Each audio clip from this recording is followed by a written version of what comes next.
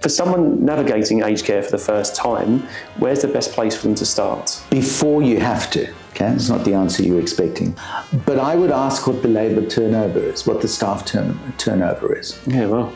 Hey guys, episode 1 of the Back in My Day podcast, Navigating Aged Care series. I got to speak to Richard de Haast, the CEO of Scalabrini, in this episode.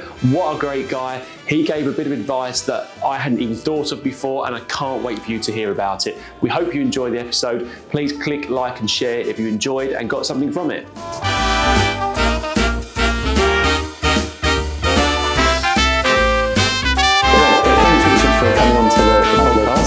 So CEO of Scalabrini, which takes 6 residential aged care facilities in New South Wales. Mm-hmm. So I'm just going to dive into some questions, if that's okay. So what led you into aged care and what keeps you passionate about it today? Look, it's one of these wonderful industries where you have the privilege of supporting people at the end of full and rich and successful lives at a time when they're quite vulnerable. So I think we've got the ability to just be with them in that final stage of their journey. That is a real privilege and an honour. So that kind of speaks to me at a personal level. It's a customer dense and rich environment, lots of staff. People create complexity, and that's always interesting for me. I have what I call my 30% rule. Is 30% of the time I have to be uncomfortable in the job that I'm doing, like big time uncomfortable. Yeah, moved country, changed job title, whatever that looks like.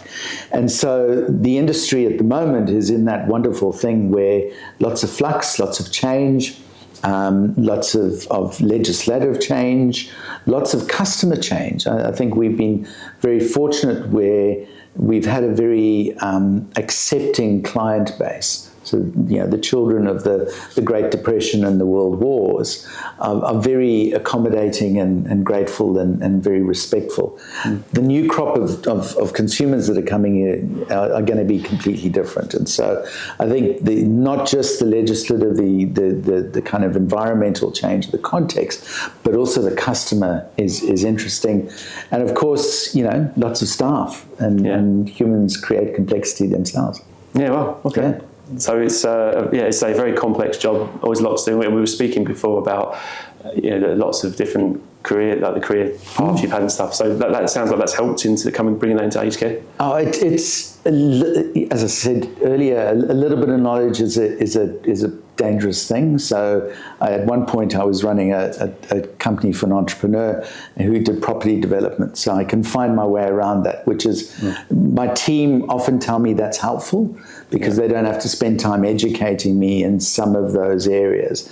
But sometimes I have to bite my tongue. So I used to be an HR director at one point in my career. Yeah. And so, of course, I employ an HR director to be the HR director. Yeah. So sometimes I've just got to be careful about not staying in my lane, I think is the expression. Yeah, fair enough. The big part of doing this podcast was to give advice to families that were navigating aged care for the first time. So I was just going to ask a couple of questions about that. For someone navigating aged care for the first time, where's the best place for them to start? Before you have to. Okay, it's not the answer you're expecting, but you should start before you actually have to. So within the residential aged care context, Wednesday afternoons to Friday mornings are our peak of inquiries. And that's very simply related to the fact that the discharge clerks at hospitals start wanting to clear the beds for the weekend to manage their staffing. Yeah. And they go to families and say, your loved one's ready, but they can't go home because they can't cope. Then they've had the setback. You need to find a residential aged care facility for them. So that's when the peak of our inquiry happens. Hence my response to the families is, do it before you have to. Educate yourself, inform yourself. Even for people who work in the industry, it's complex, lots of acronyms, lots of different ways of viewing things. But I'd start before you had to and were wedged in a corner. And allied to that, and probably more difficult, is managing the emotional complexity of the moment. Because for your loved one, they want to go home. Yeah. And for you, either as the spouse of that person, you vowed at your wedding to look after them through sickness and health and good times and bad times, and suddenly you're being told you can't do that anymore. For the children, there's the sense of, oh my gosh, yes, we could all rally round, but we've all got full-time jobs. How do we make this work? And so find a way and a mechanism to navigate the emotional complexity. And I come back to my advice, is do it earlier, because you're not in the peak of that emotional time when you've got to make these decisions.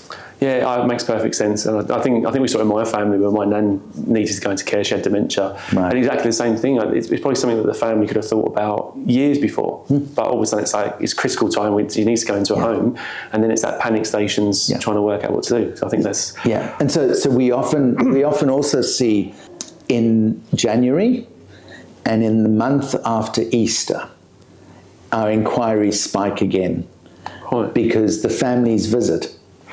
Yeah. And they suddenly go, ooh, like the house is a bit dirty and mum was always like this, or they look like they're struggling a little because they're hanging around a lot more and they're picking it up. Yeah. And so again, often there is a trajectory that is there that you can kind of have not an absolute sense, but a sense of where the journey is going to take you. And so start the conversations earlier, and make sure, that's the other thing, if you're more than one child in the family, make sure all the kids are aligned up, because the sheer level of complexity that sibling conflict generates at this moment is often incredible. Yeah, wow, that's all great advice. And sorry, also, lots of advice, but not all of you have the same vote as a child.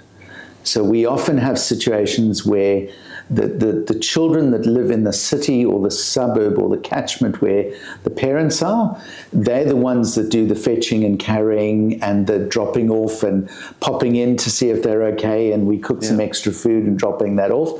It's the children who live interstate who suddenly weigh in at the moment and go, no, there's no way mum or dad is going into a residential aged care facility. Come get yourselves your act together. So not everybody has that equal vote. So it's great. It's all the stuff you're mentioning, stuff I don't think about, but I've been through all of those same things. So, and obviously other families too. Why do you think they leave it to the last minute? Is that because families sort of almost don't want to accept that their loved one might need to go into care? Do you think that's why, or why don't it's the last minute? My hypothesis, and is a hypothesis, is that often in Western cultures we're uncomfortable with death. Right. And so we don't talk about it freely. We don't articulate that, talk about what happens. And so a level of denial then creeps in around that. That's also coupled with people, as I said earlier, who've led very successful and full lives, realizing that they're vulnerable and they need somebody to look after them. And that, for anybody at any age, is, if you were 23 and suddenly became a quadriplegic or a paraplegic, you probably have that same thing. I've just been, a couple of months ago, I was walking around, able to move around. Suddenly I'm now dependent on others. And so I think it's probably a combination of those two things. The sense that there is an end point to our lives. For some it's earlier, for some it's later. But it's that kind of sense of we're not going to talk about it because hopefully that won't happen. But the fact is it always does. Avoiding it. Awesome, that's great advice. What are the most important things a family should look for when choosing an aged care home? Proximity. Okay. So back in New Zealand, we were building some new residential aged care facilities, and we decided to run a hypothesis that said, where do most people work in this small country city, and where did what were their roots home? Because we found that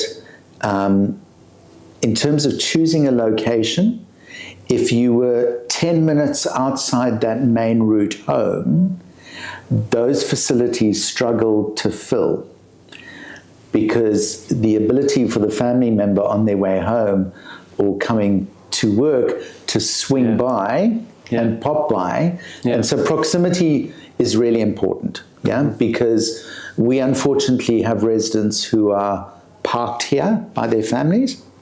It's an uncomfortable truth, but it's a truth. It happens, and we've got people who visit every day and are here continuously. So find something that's convenient. Ask questions around care. So, I mean, we're in a beautiful facility here. It's great from looking around when we first got it's fantastic. Well, it is, but we've got a facility that is an old converted hospital, and within 10 kilometres of that, there are 30 residential aged care facilities. So competition's incredibly high, and many of them are new builds with the chandeliers and the pianos and the big rooms with the en-suites. That site is persistently full. And that's because the quality of care outshines the bricks and mortar. Now, as a family member, your instinct is you want something beautiful for your parent. But don't be seduced by that. Just dig deeper to go, what is the care? And I would sit and sit down and spend 10 minutes. Pretend to ask for a cup of coffee, get a cup of coffee, and just sit there and watch. Just watch what goes on. And watch what goes on, because that will give you a real sense about whether the residents themselves are happy or content or at peace, and just the staff interactions. Because you can always tell if somebody cares. And so I would strongly recommend that you don't just go on the tour, you find a reason to hang around for a while. But of course, you've got the discharge clerk in your ear going, got to make a decision, got to make a decision. You go, I've got to visit 4 of these other places. Just take the time to watch and observe. And surely the facilities that are good at what they do and do provide great care, they're probably going to be more open about where they take people into the home. Should people watch out for the ones that almost try and keep them away from... Absolutely. That makes sense. So I mean... There's always a stop off. There's a kind of routine. You always they always turn left. Because I've sat here and watched it. It's interesting, and I don't think they intentionally do it. They always turn left rather than turn right, because in their mind they do a loop and come back that way. But there are providers that will intentionally curate, take them on a predetermined route. Exactly right. Awesome, that's great. Is this what you're looking for? This is great. Such great advice. Already, the stuff you're saying, it's just, it's great. What's a common misconception or mistake people often make during this process? Not understanding what the obligations are. Okay. And what I mean by that is you enter into a contract with the provider, and that contract has got rights and obligations on both sides. And so we found we got a lovely site somewhere else that was built 6 years ago, and it's magnificent. And everybody wants to put their parent there. And they kind of gloss over the costs associated with that, because they just go, parent has got to be here. And then come back and argue, but I don't want to be paying this, I don't want to be paying that. Sometimes you actually got to cut your cloth. There's this old English expression, you got to cut your cloth to suit your pocket. And I think that's what you got to do is understand the reciprocity that is created around this. And more importantly, I would say, is try and give your loved one agency. What we see a lot of is families with the very best of intentions making decisions on behalf of their loved one. Yeah, they want to have a shower. They must be showered every day. Mm-hmm. When we actually talk to the resident, they go, no, actually, at home I only shower every second day. Yeah. And I don't want to shower every day. But the family go, no, they've got to be clean, so they've got to be showered every day. Yeah. So give the loved one agency around what their choices are. I mean, I have this thing where I challenge our staff are incredibly caring, and this industry is really good at caring for people.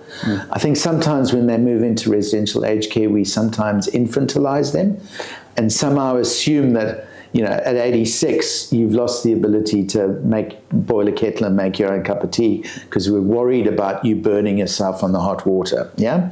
So we have this debate internally about giving our residents agency, giving them choice, and we've stopped talking about them as elderly or old. The phrase we use is older adults, because the moment you have the word adult in there, they go, adults can do all kinds of things, and they've always done things, just happen to be older. Yeah, changes the narrative. And so I have this view that, you know, probably as you can tell from my side, you know, when I go in, if I end up in a place like this, I'd probably want to have ice cream every day. And if I was diabetic, my care plan would say, don't have ice cream. My family would probably go, don't give them ice cream. But you know what? I'd like ice cream. Yeah, if you live in a home by yourself, so you'd be having ice cream. Exactly right. Yeah, probably that was, you know, mid-afternoon and mid-morning. But that's give people agency. And don't get swept up by what you think they want. Ask the question.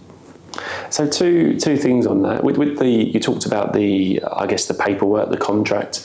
What can families do should they seek legal advice to look over the contracts, or they're not so complicated they can do it? Look, we've done this kind of plain English exercise. Our contract is still 36 pages long. So even though you try to simplify and I cannot for the life of me make it any shorter. Okay.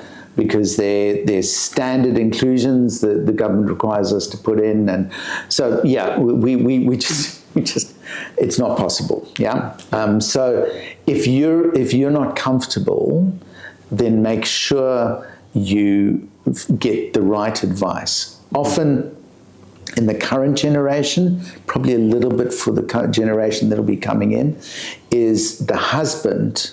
If it's a married couple, the husband often did all the accounts and the paperwork and things like that. Now, demographics tell you that men die earlier than women. And so for the wives, they often have never had to deal with this. So make sure that the children rally around, and because your mum will go, no, it's fine, don't make a fuss, I've got this. Yeah. But ask the question.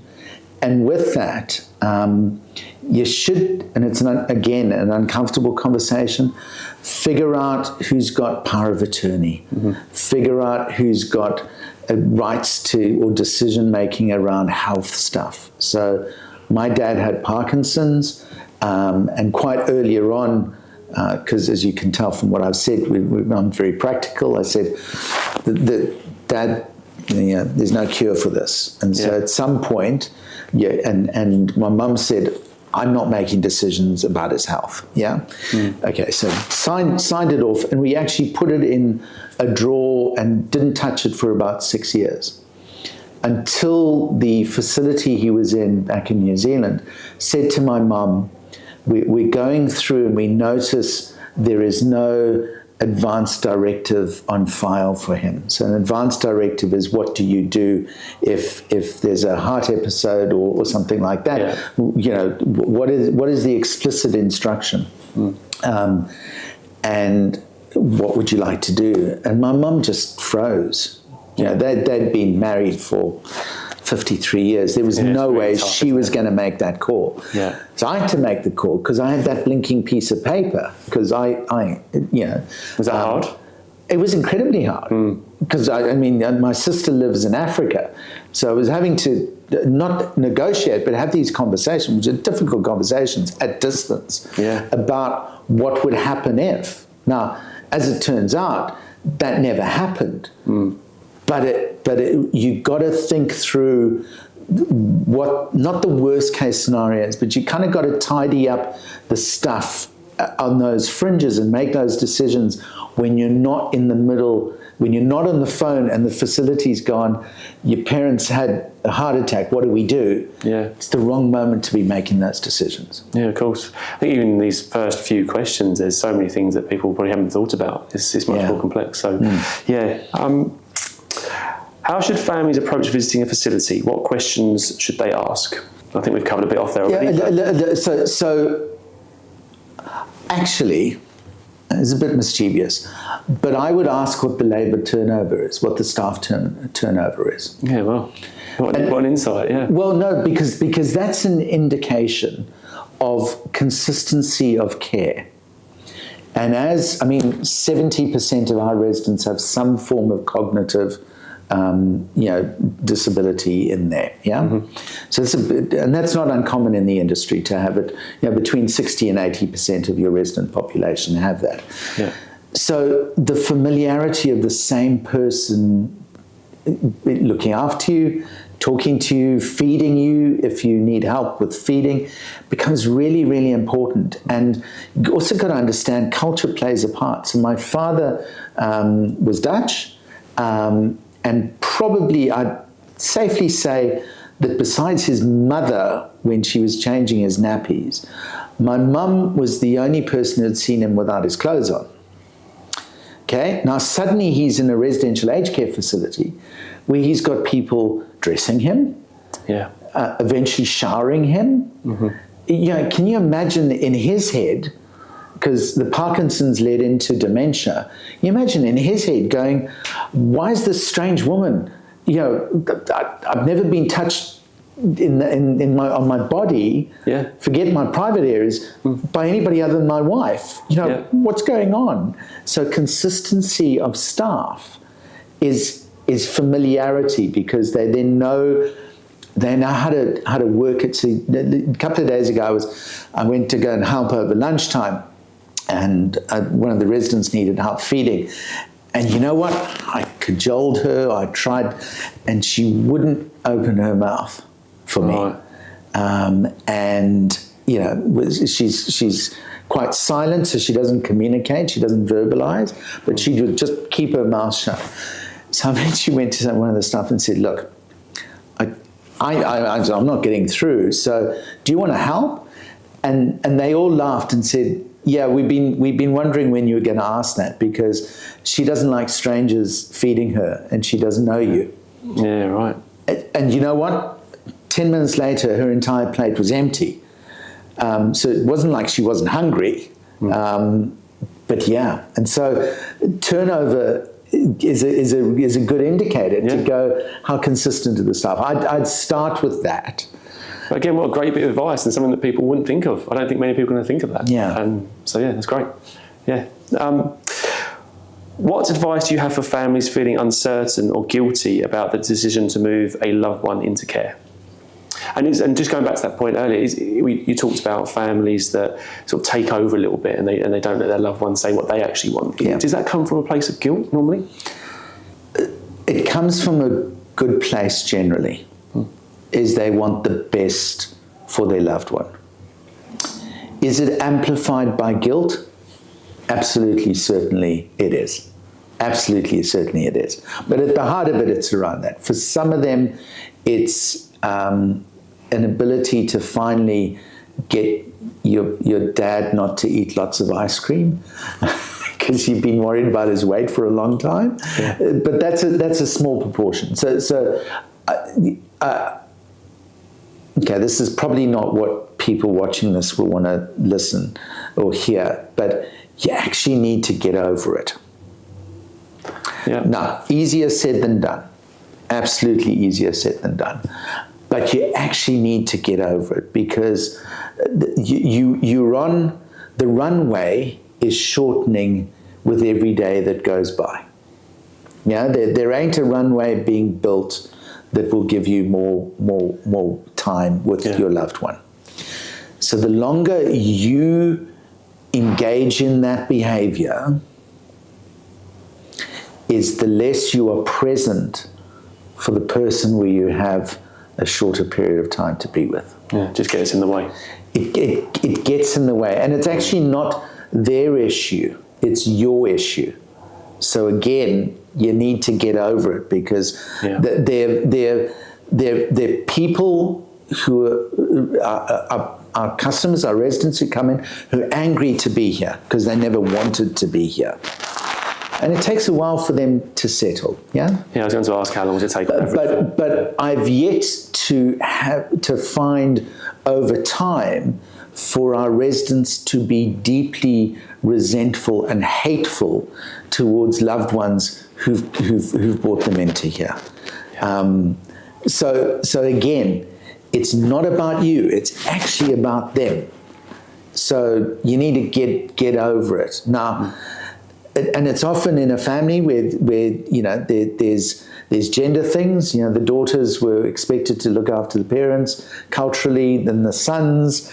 You know, there's all of those dynamics in there. Sort out that stuff before you get into this wedge moment, because I've observed families tearing themselves apart at the deathbed of their loved one, while the person's trying for a peaceful passing, for the family to be going like rabid dogs at each other. Got to sort that stuff out before you get to that point. So again, it goes back to that first bit of advice, doesn't it? Get prepared, get ahead of the game, and and bury the hatchet, sort stuff out. And you know, just the other day, I had somebody who's a resident here tell me that he had heard his brother wanted to move in. I went, oh, that's great. You know, no, my brother's fine. It's his stepdaughters that I don't like, and they upset my daughter. So you can't bring him in, because they will come in to visit him, and they'll cause trouble for me. And I went, okay, we can't quite do that. But it's again moments of high emotion that family dysfunction is no longer hidden. You should really try and, as far as you can. Sometimes it's irreconcilable, but you should really try and sort some of that stuff out first. Am I right in saying that those families that are struggling and there's a bit of drama, if you like, I'm assuming they're the ones that once their loved one passes away, they probably look back and think, oh, why did we, you know, they feel bad about that. Why did we get our stuff together quicker? Often. Sometimes it carries on. I mean, we got pulled into a Supreme Court case around inheritance, two sisters versus a brother. So sometimes it persists after death, which is just like seriously tragic. But families. It's a shame, isn't it? Yeah.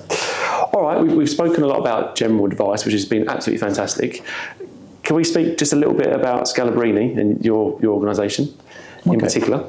Come and visit us and ask us what our staff turnover is. Exactly, they're all going to do that. Because I'm not good at spruiking us. I mean, I believe our actions speak louder than our words. We have 98% occupancy across the portfolio. I mean, and that means that on any given night we only have less than 10 beds empty. And so people understand what we do, they understand the difference that we are. But come visit us. We'd love to see you. And for families that do want to, I guess, experience or find out about Scalabrini, go to the website first as a starting place. Yeah, go to the website. I mean, you start off by saying we're in six residential aged care facilities. We're in 6 locations, but we actually do a lot more than that, because I personally don't think the future lies in residential aged care. Do you want to move into one of these places? Or would you rather stay at home? Yeah, and I think that's the way it's going, right? Yeah. So we've created a supported home business called Live Easy, which is fundamentally different from anything in the industry. So if you are interested in understanding about us supporting you staying at home, as well as coming into our places if you really need us. Have a look at liveeasy.com because it'll our view is life should be lived to its fullest. Particularly for older adults, and so that's our kind of mission in life is to achieve that. So that's a big driver for you moving forward. It's that helping people stay in their homes, and then what you can do to support that. Oh, we've created something called Live Easy Social, which is all about experiences. So we've become the red balloon of the aged care sector. Oh, wow. So our roots as an organisation come from within the Catholic Church. We were founded as an order to look after migrants. So it was set up specifically for that objective. So we're focusing on migrant communities, and we've made relationships with a whole bunch of these associations just to say, look, how can we help you? We don't want to make money, we just want to help you because that's part of our mission to do this. The interesting thing that was common across all of them is they would meet monthly, but they said, we'd just love to go on outings because, of course, all these people were coming together in the same hall or same meeting place every month, but couldn't go as a group elsewhere. And so we said, oh, well, you can do that for you. We'll hire a coach and we'll put that on and we'll just take you around. And over the last 12 months, we've gone, actually, why don't we just create a business that spends its time doing that for older adults? And so on any given week, we have 4 outings going all over the place. And we're now about, in the coming months, starting to do overnight stuff. Let's go to Canberra, let's go up to the Gold Coast. And effectively, we're an experience company, which is so different from anything else. Even as I articulate, I go, it's just weird, but that's what people want. So again, you've got to go where the customer need is, and the need in those communities is these outings. Yeah, that's great. We'll get people to have a look at that. It's awesome. Just a few final thoughts then, if that's okay. Sure. If a family is feeling overwhelmed, what would you say to them? Breathe and don't jump into decisions. So yes, you'll have the discharge clerk going, got to find a fasting. The social worker at the hospital will be going, I've found these 6 places and these places have got, just slow it down a little. Clearly, if your loved one is at home and not coping and falling over and hurting themselves every second day, you need to move quicker. But if your loved one's in hospital, they tend not to turf people out of hospitals. So just take it a little slower, and kind of work through the options in a methodical, calm fashion, as opposed to this created urgency. Because in New South Wales, I think the statistics are there's over 1,000 older adults in hospital beds waiting for beds in aged care to come free. So of course the hospitals are dead keen to move people through. But just slow it down a little so you don't feel like you railroaded in a decision. Your head's a bit clearer. You're not operating on adrenaline quite as much. Yes, it can be sort of a rushed experience, so try and step back. Yeah, that makes sense. Thanks so much. It's the first CEO that we've spoken to about this, so it's been better than I could have hoped. It's been really good advice, and hopefully I've set the benchmark. Huh? Yeah, 100%. Yeah, can't wait to get this out for people to watch. So brilliant. Thanks so much. Cheers. Pleasure.